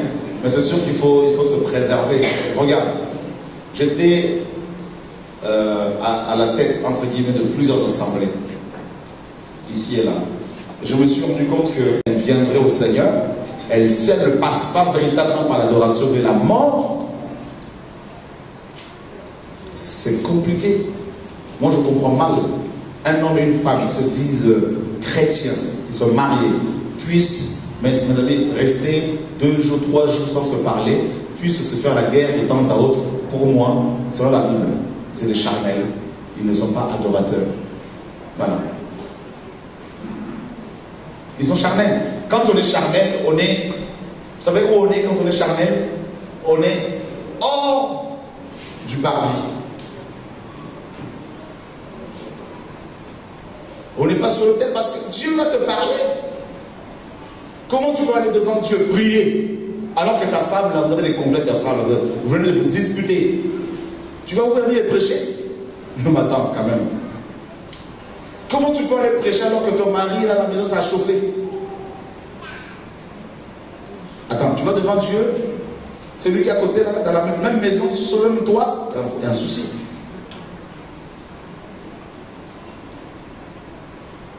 Qui pense qu'il doit mourir à lui-même?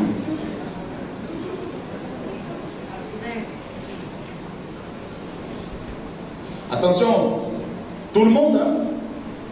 Amen, tout le monde. Moi le premier.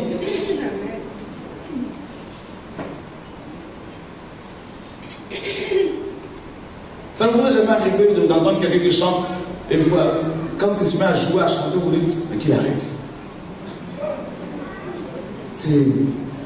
Attends, c'est quoi ça? Il y en a d'autres, à peine qu'ils vont commencer à entonner un cantique, on sent quelque chose. C'est la consécration, c'est la mort à soi-même. Voilà. Il y en a, tu vas voir, ils vont prêcher, ils ont la connaissance. Mais tu dis, mais il faut qu'il arrête. Parfois, tu peux te dire, c'est moi ou c'est pas moi là? Non, c'est pas. Il n'y a pas vous savez, le parfum là. Si on vous prend, vous savez, regardez. Nous sommes le sel de la terre, vrai ou faux? Comment peut-on savoir que le sel est bon? Pour que le sel, n'est-ce pas, dégage toute sa saveur, qu'est-ce qu'il doit lui arriver? Il faut qu'il soit totalement dissous. Nous sommes d'accord, non? Voilà. Dissous.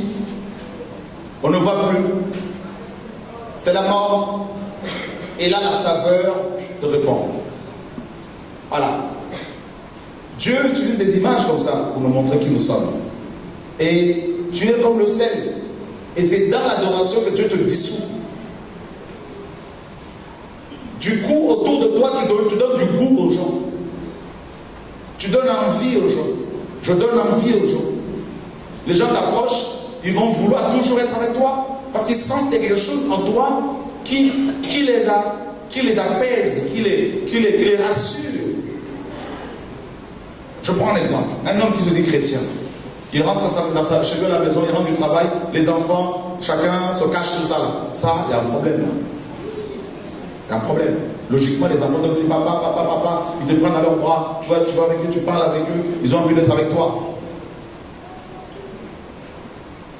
Parce qu'il y a quelque chose en toi qui fait que les enfants sont attirés.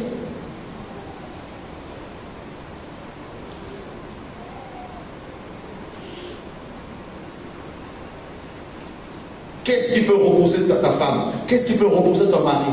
Parce que si si tu repousses ta femme par ton attitude, par ton comportement, par ton langage, si ta femme est repoussée, il y a une autre femme qui va venir. Si ton mari est repoussé, il y a un autre homme qui viendra prendre la place, ça c'est clair. C'est clair, je vous dis, on est humain, on se connaît. C'est pour cela, les plus grands hommes de Dieu sont des gens morts. Les plus grandes femmes de Dieu, ce sont des gens morts. Ils connaissent l'autel. Regardez Abraham. À chaque fois que Dieu se révélait à Abraham, il bâtissait un autel. Vous vous avez jamais posé la question pourquoi? À chaque fois. Il allait quelque part, il bâtissait un hôtel. Il allait quelque part, il bâtissait un hôtel. C'était à chaque fois, c'était un bâtisseur d'hôtel. Et Dieu veut que l'on soit des bâtisseurs d'hôtel, justement. Je vous dis, c'est pas facile. Tout le monde est concerné par le caractère dur, acariâtre. Tout le monde. Vous savez, on reçoit une connaissance. Ah, quand Dieu m'a montré, a commencé à me parler de ce message, le retour de la parole, au début, ah oui, je ne cache pas. Beaucoup d'orgueil, je connais un peu tout ça. Dieu dit, attends, quand il a commencé à me passer par l'hôtel, mes amis, là, maintenant tu plies les genoux pour les pasteurs. Ah oui. Tu plies les genoux pour les églises.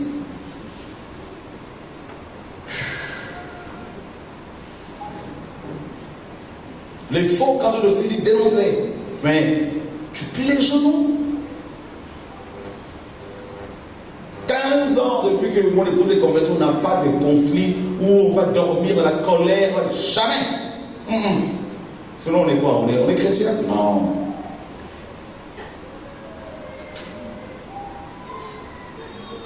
On dit qu'on est adorateur, on est dans l'impudicité, dans l'adultère. Tu n'es pas marié, ma soeur, et un homme caresse ton corps, mais tu as un problème. Même ton habillement, ce ne sont pas les autres qui doivent t'enseigner là-dessus. Tu ne trouves pas que ta mini-jupe là est trop courte. Dieu ne te dit rien quand tu pries, il y a un problème. Tu ne trouves pas que ton décolleté, on voit tes seins.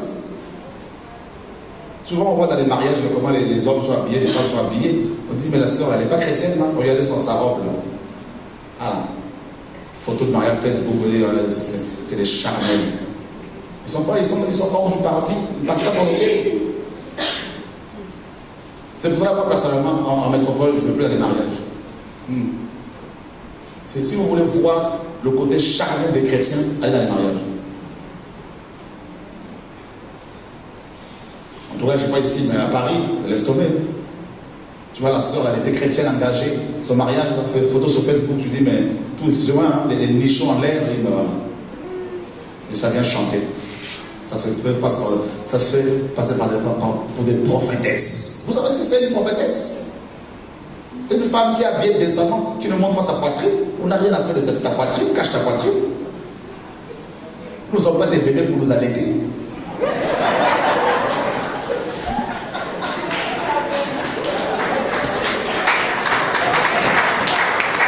Ah, là, on va acclamer, je ne veux pas nous savoir acclamer le Seigneur, frère.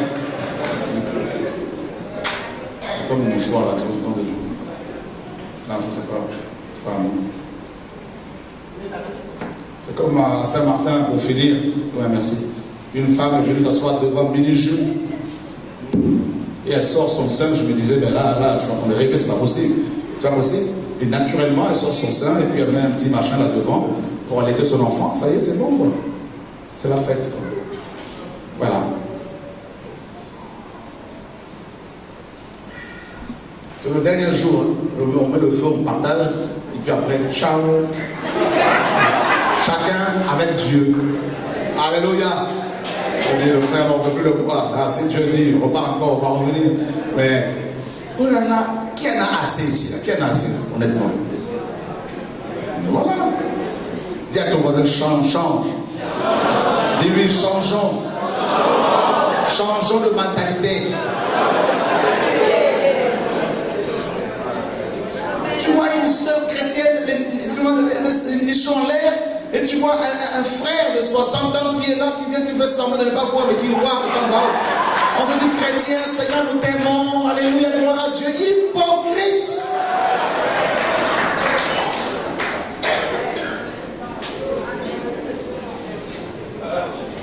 C'est pour ça que les bâtiments sont remplis de gens. Ils vont au cinéma.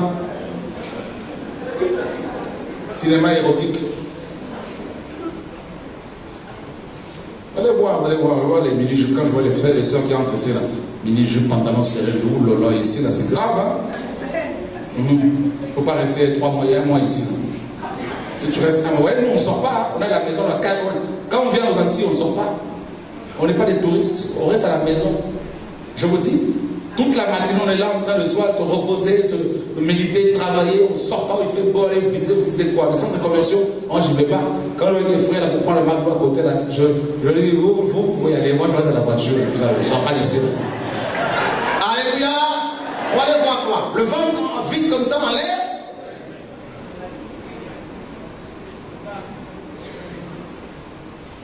Tu vois une femme qui a 70 ans, tout ça là, tu vois le caleçon, on était là, mais frère, mais c'est grave ici. On va à la plage, tout ça, ça ne me fait rien. Tu vois une femme avec une grosse poitrine, toi frère, ça ne te fait rien. Toi ma soeur, tu vois un homme bidon en l'air, ça ne te fait rien. T'es vacciné? Ah ben dis donc, c'est impressionnant ici. Hein? Les gens ils sont déjà tombés, ils ne se rendent même pas compte qu'ils sont tombés.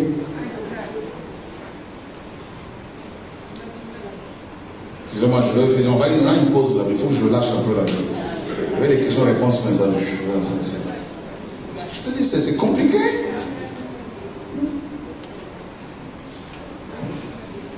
Il faut commencer à apprendre aux enfants comment s'habiller. Nous les chrétiens, c'est important. Mais comment voulez-vous que les enfants s'habillent bien? Parce qu'ils voient leur maman, mais elle-même, elle laisse tomber. Prophétesse. Seigneur, sauve-nous. Alors que l'on dit que la femme doit s'habiller décemment. En Martinique, on avait un frère, on avait l'habitude de le paner à chaque fois. Il fallait trouver les pannes, tout ça là, tu vois, pour le. On mettait les pannes à chaque fois là. Tu mets un pantalon blanc, tout serré bien comme il faut. Tu mets des choses, tu dis, mais Seigneur, mais qu'est-ce qui se passe ici? C'est quoi cette affaire ici? Une sœur te parle comme ça, tu es là. Oui, ma sœur, je sais, oui, il n'y a pas de problème, tout ça. Tu as les yeux fermés, tu regardes à droite, à gauche. La sœur ne comprend pas, je ne te regarde pas.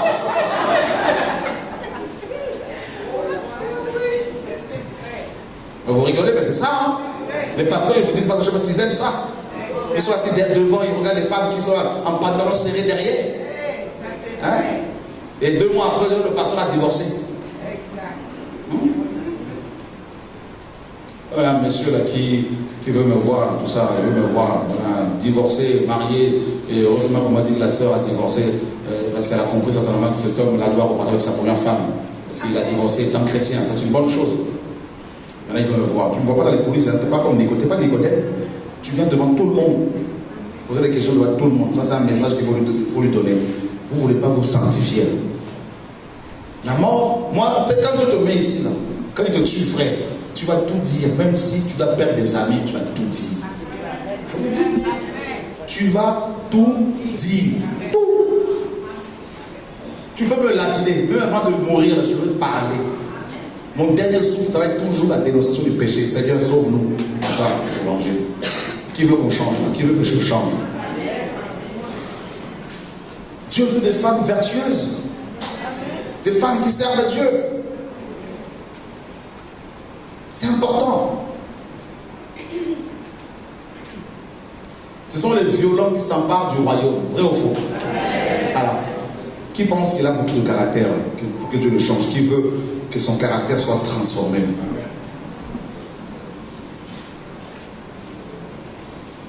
Qu'est-ce qui change pour finir? Qu'est-ce qui change le caractère de quelqu'un, à votre avis? La parole, c'est clair? On est d'accord? L'amour. L'amour. Mon frère, si tu as épousé une femme, si tu l'as épousé dans le Seigneur, si tu l'as aimé, tu l'aimes, mais dis-lui des belles paroles. Tu l'invites au restaurant. La dernière fois que tu as invité ta femme au restaurant, ça remonte d'accord. Pour aller avec les enfants, on va au restaurant, tout ça. Pas au McDo, hein, le restaurant. Ma soeur, toi qui es prophétesse, la dernière fois tu as dit à ton mari, chérie, on laisse un peu de côté là, les assemblées là, on va manger toi et moi. Ça remonte à toi. Vous êtes toujours là. Vous ne savez savez pas faire les choses normalement, naturellement, vous avez un homme à prendre soin. Vous ne pouvez pas prendre soin de cet homme-là.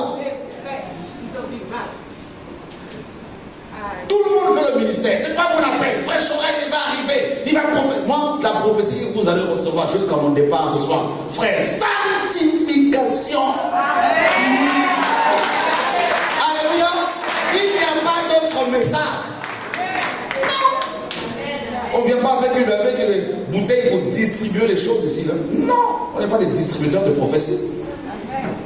Ah, il ne m'a pas vu. Ah, il ne m'a pas touché. Mais moi, je ne t'ai pas touché. Je suis un homme. Dieu va te toucher par contre. Je n'avais pas prévu de parler comme ça. Moi-même, je comprends plus ce qui m'arrive. Vous êtes mariés, ça fait même pas 2 ans, vous n'avez jamais été au restaurant. Vous trouvez ça normal? Parce que pour vous, il y a des démons partout. Au restaurant chinois où il y a des statues, c'est le diable, c'est Babylone. Vous n'avez rien compris. Du coup, la femme, elle est mariée à peine, elle est déjà vieille. Parce qu'elle est tellement, elle est devenue vieille. On dit, ça fait combien de temps que vous êtes mariés? Ça fait à peine 6 mois. Il y a un problème là.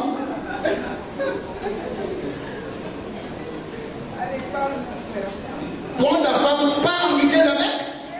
Vous avez des îles ici là. Allez en week-end.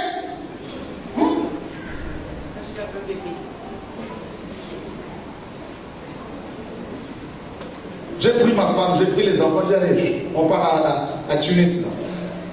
Repos, téléphone éteint. Allez, on oublie là. Oh les frères et sœurs, oh il y a un démon chassé, c'est leur problème. Chacun se débrouille. Nous, si quelqu'un ne prend pas soin de sien et principalement le soin de sa famille, il a renié la foi, il est pire qu'un infidèle. On va parler. Je crois qu'il y a beaucoup de choses qui vont changer à partir d'aujourd'hui. Au nom de Jésus-Christ. Ton mari, ma soeur, la dernière fois où tu es parti au marché, tu as pris le poisson qu'il aime, ou tu as fait un bon repas pour ton mari, ça remonte à quand? Tous les jours. Merci Seigneur pour toi. Non, je ne dis pas qu'il faut répondre, chacun a sa réponse. C'est le soir quand vous allez rentrer que les couples vont s'asseoir pour dire chérie, tu as entendu? Nous devons changer. Et quand on va revenir, on va dire, franchement, les choses vont changer. On va rentrer des sourires ici. Il y en a qui se disent, il exagère quand même là, il exagère, il passe à autre chose. On est mal là, ça me bouffe là. Si ça fait mal, il faut changer. Alléluia. Non, ne croyez pas que quelqu'un vient me voir absolument pour dire, il faut qu'il fasse ci, il faut que tu fasses ça.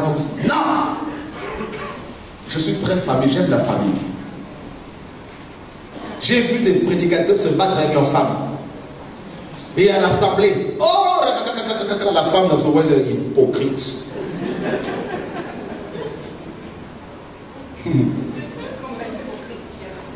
Ça joue un rôle. À la maison, c'est des lions. À l'assemblée, ça va mes frères et sœurs. Vous allez bien. Qui veut confesser aujourd'hui? Mais commence par toi.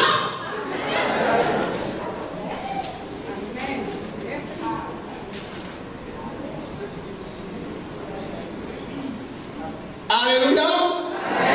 Du coup, beaucoup de gens ont peur de se marier.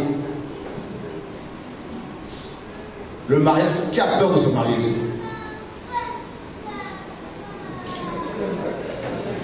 Voyez? Les gens se disent, qu'est-ce qui va me tomber dessus? Chérie, viens ici. Tu vois l'homme qui arrive comme ça. Tu dis, oh lolo, Seigneur, le pauvre. Il porte sa croix.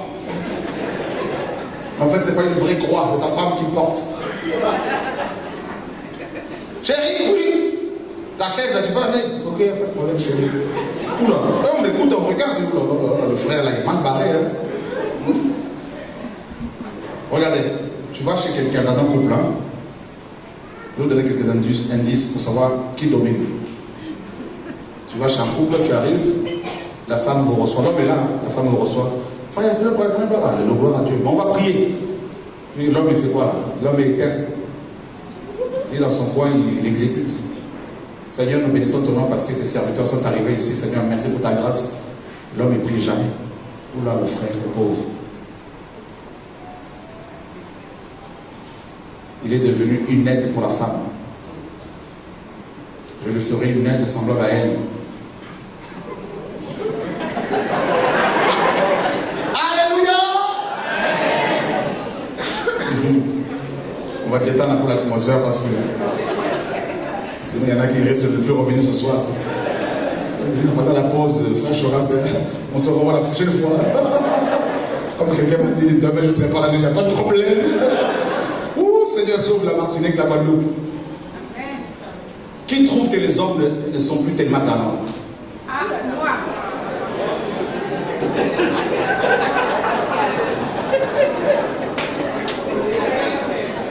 C'est vrai ou faux? Que tous les hommes lèvent leurs mains, s'il vous plaît. Les hommes. Voilà. Mes frères, un homme digne de ce nom qui est brisé, un homme qui est brisé, qui est dans l'adoration, quand il gagne son salaire, vous savez ce qu'il fait? Il va voir sa femme, il est chéri, tiens.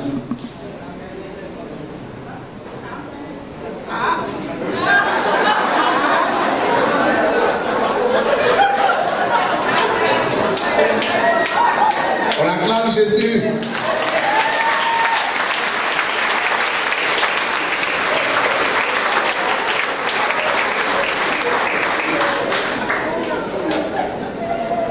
Je le fais, vous pouvez appeler ma femme et elle vous dira, tiens, c'est toi qui gères. Ça, elle n'est pas dépensière.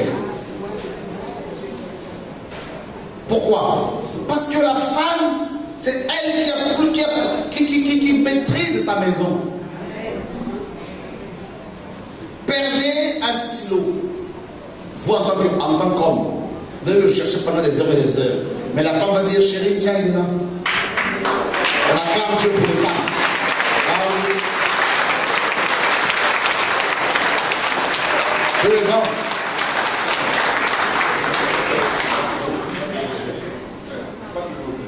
Non, j'arrive, les hommes, les femmes aussi. Vous voyez comment on réagit, hein? Voilà. C'est comme ça que nous sommes. Vous voyez tout de suite, là-bas, il y a des réactions. Ne vous inquiétez pas, on arrive. Quand on touche les femmes, vous avez entendu une femme réagir comme ça? Non. Vous voyez, là, le chef veut compris les chefs. C'est mon titi, hein? Il y a des couples chrétiens, mais la femme ne sait pas combien gagne son mari. C'est pas normal. Dis à ton voisin, ce n'est pas normal. Il y a des couples où l'homme a son compte, la femme a son compte. Dis à ton voisin, ce n'est pas normal. Il faut qu'il y ait le conjoint. À moins que le mari ait une entreprise, ça c'est autre chose. Il y a des couples où le mari cache ses fiches de paie. Où le mari dira à sa femme, chérie, moi je paye le loyer, toi tu achètes, tu fais les courses. Dis à ton voisin, ce n'est pas normal. Non, je n'ai pas entendu, c'est comme si c'est normal. Ce n'est pas normal. Là, on est en train de recevoir la délivrance par rapport à la famille. Il y a des couples où l'homme va dire, chérie, tu restes à la maison avec les enfants, moi je vais jouer là-bas avec les amis jusqu'à 23h. Ce n'est pas normal. Il y a des couples où quand il y a un match de foot, l'homme va dire à la femme, ne me dérange pas les enfants dans la chambre, je vais dans le salon pour voir le match seul. Ce n'est pas normal.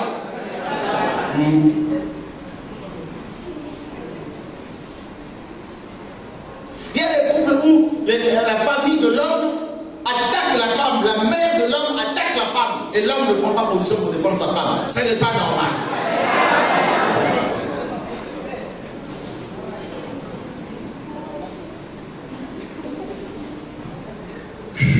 Les frères veulent me manger, il y en a qui veulent me manger. Ne vous inquiétez pas, je ne suis pas encore mûr. Alléluia.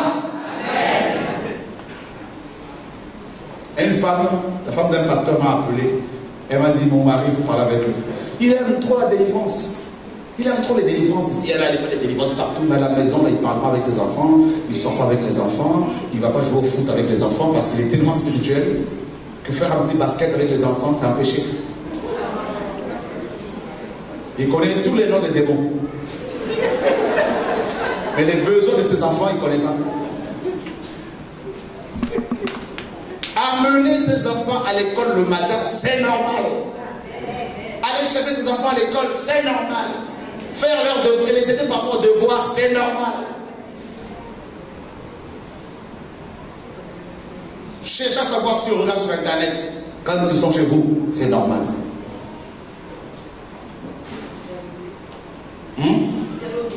Le dialogue. Ça ne sert à rien. On va. Non, dialoguer, discuter, échanger, écouter les enfants. Beaucoup d'enfants n'ont du mal à parler à leurs parents. Pourquoi? Parce qu'ils n'ont pas le droit à la parole. Dès qu'ils commencent à parler. Non, chrétien. Le dialogue, chérie, assieds-toi là. Alors, ma chérie, tu sais que je t'aime, alors dis-moi que ça passe. Si je peux, je veux t'aider.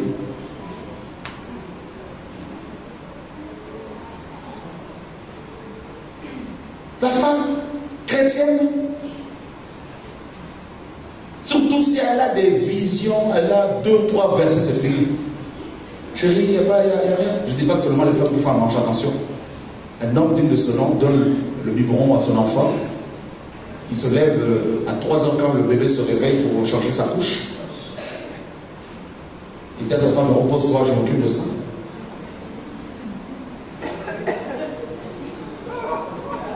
La femme a besoin d'être rassurée. Et l'homme doit la rassurer.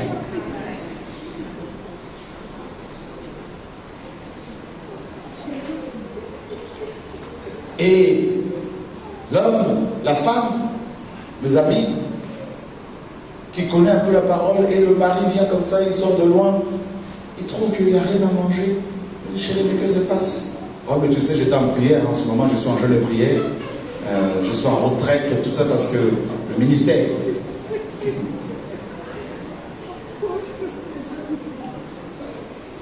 La femme gagne son salaire, le mari ne connaît rien. Le mari est au chômage, la femme travaille. Alors là, la femme prend le dessus. Je suis rentré à la personne du prophète. C'est pas normal, le balai n'a pas été passé, c'est pas normal. Ouh, chrétienne. Et quand le téléphone sonne, le langage change. Là, elle va rentrer dans son rôle de prophétesse. Ça va, ma soeur, mon frère. Ah, Dieu m'a dit. Je reçois quelque chose là. Que derrière ton voisin.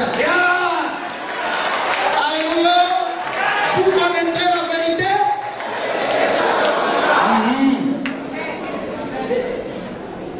Tu ne reçois rien pour ton mari, mais quand tu as un coup de fil, oh, là c'est fini, tu provoques son onction.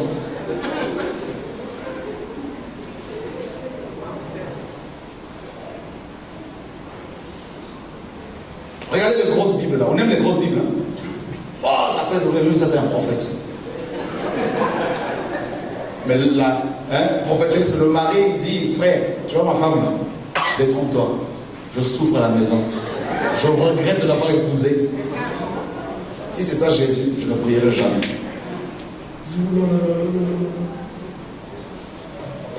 Personne ne m'a parlé de ton couple. Je veux dire, si je te connais pas, personne ne m'a dit que oui, ton mari te bat. Non, mon frère, si tu bats ta femme, je ne suis pas au courant de ça. Donc Dieu te parle. Écoutez mes hommes, mes frères. Vous voulez que vos femmes, on est chrétiens, on va prendre des choses terre à terre. Parce que parfois je fais de grandes révélations. Tu es un homme, tu es là, frère ou maman. On commence par la femme. La femme, vous êtes mariés, mais parfume-toi. Parfois tes aisselles sentent mauvais.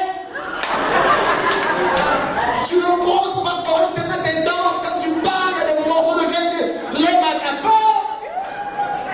Parfois c'est pas le diable qui c'est nous-mêmes, dis à ton voisin, nous-mêmes. Alléluia.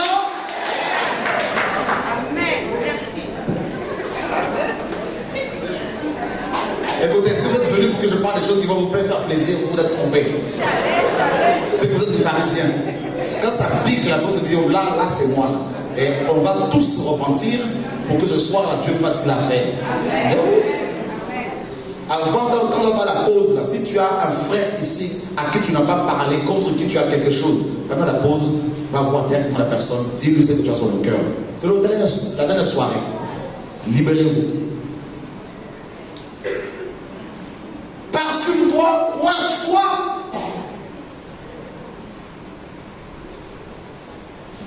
Frère, de temps en temps, je vais courir, jogging.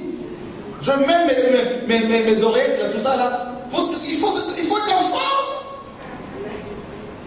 Tu es prédicateur, tu es marié, ta femme, Paul dit quoi? Celui qui est marié cherche aussi à plaire à sa femme. Non? Ah oui? Toi, chrétien, prédicateur, t'as du bidon jusqu'ici, tout ça. Mais c'est compliqué. Tu ne fais que manger n'importe comment. Mais frère, je vais vous dire des choses vraies. Si vous me lapidez, c'est votre problème.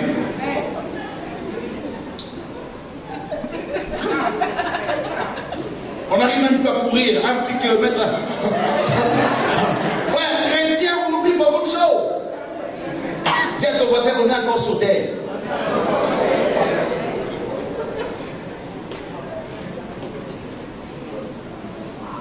Moi, je regarde comment les frères, parfois, ils mangent là. Jus de fruits, des jus bizarres là. Un jour, je dis aux frères, donc de se rappeler des dons. On était en mission en Irlande. Je lui dis donc, 12 tonnes de jus. Prenez de l'eau. Lui-même, sa fiancée lui a dit, chérie, tu dois perdre un peu là. Ah oui? Voilà le faux dents. Alors voilà. Vous savez, on est habitué on est tellement spirituel, TDS, très très spirituel, qu'on néglige les réalités là. Mon frère, toi, tu prends une douche tous les 2 jours, c'est pas normal? Tous les jours, vous avez l'eau ici là, tous les jours, douche-toi. Gratte ta peau là bien comme il faut. Mets de l'huile, mais parfume-toi. En plus de la prière. Quand ta femme va voir, ah, mon chéri quand même, il est présentable. C'est bien. On va commencer à te comparer à Tom Cruise. Hein. Qui veut changer?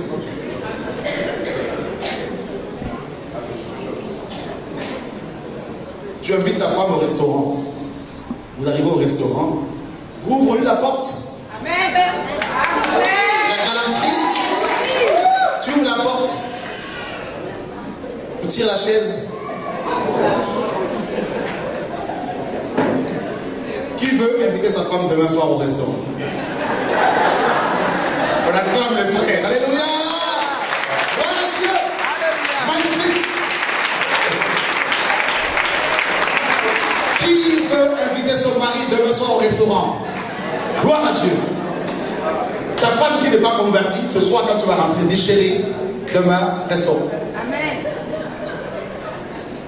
Restaurant. Ne l'agresse qu'avec des versets bibliques.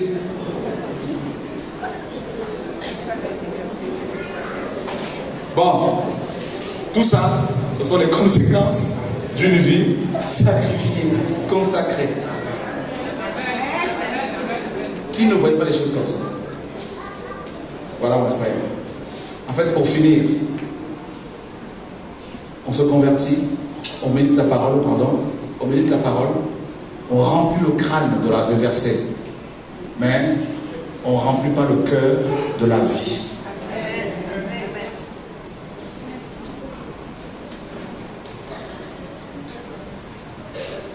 Et c'est là le problème. Nous tous, il n'y a pas d'exception. C'est pour cela quand il y a des problèmes entre nous, je parle des vrais enfants, je ne parle pas de ceux qui sont vraiment délivrés, mais des vrais enfants, parce que frère, on est là depuis 3 jours. Si vous êtes là, pour la plupart, c'est que vous aimez le Seigneur. Si vous aimez ces choses, malgré la dureté de ce message, l'évangile, c'est que quelque part, il y a quelque chose en vous qui vous attire vers Dieu.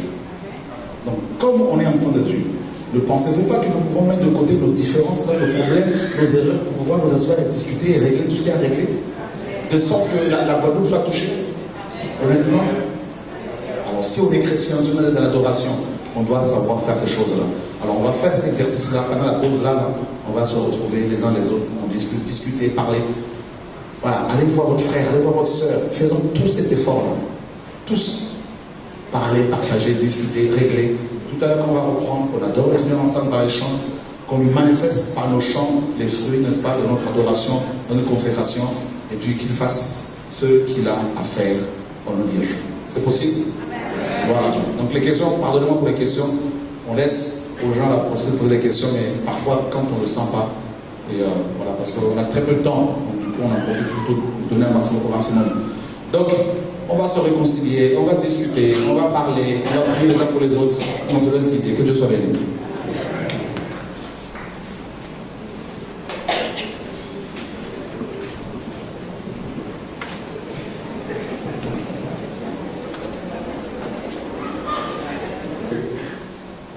autour de moi, il y avait une cinquantaine de pasteurs. Je me suis rendu compte que je mourrais parce que j'étais constamment, n'est-ce pas, blessé, trahi. Et Dieu m'a dit, si tu continues au milieu de ces gens, tu vas mourir. Sors de là. Et depuis que je suis sorti, je suis en paix. Et j'ai des frères et sœurs avec lesquels on partage. Et ils sont plus légion comme avant. C'est juste un petit groupe. Et il y a la paix. Voilà. On prie les uns pour les autres. On s'exhorte, on s'encourage. Donc.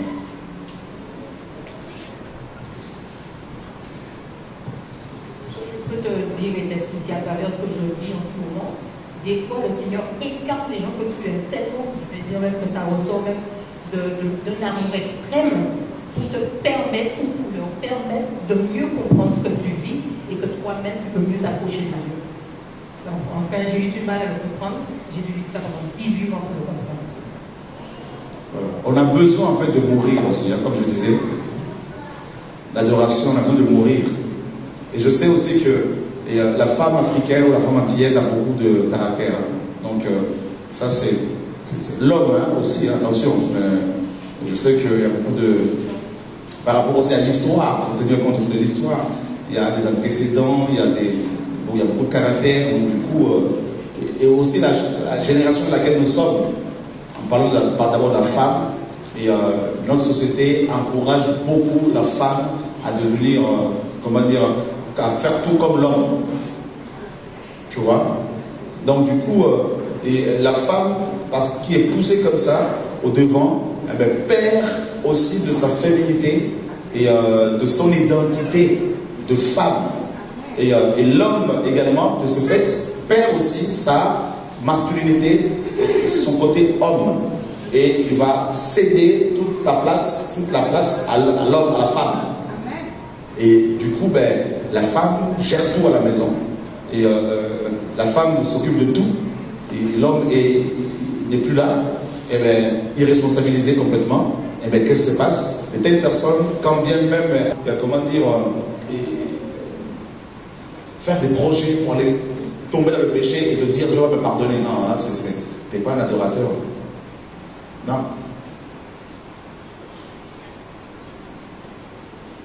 Les conséquences de l'adoration d'une vie consacrée, c'est quoi? C'est la compassion pour les âmes. C'est-à-dire, si je trouve que ce frère-là, s'il est encore enfant de Dieu, à moins qu'il soit déjà égaré là, rien à faire, mais parfois se dire, je vais jeûner pour cette sœur.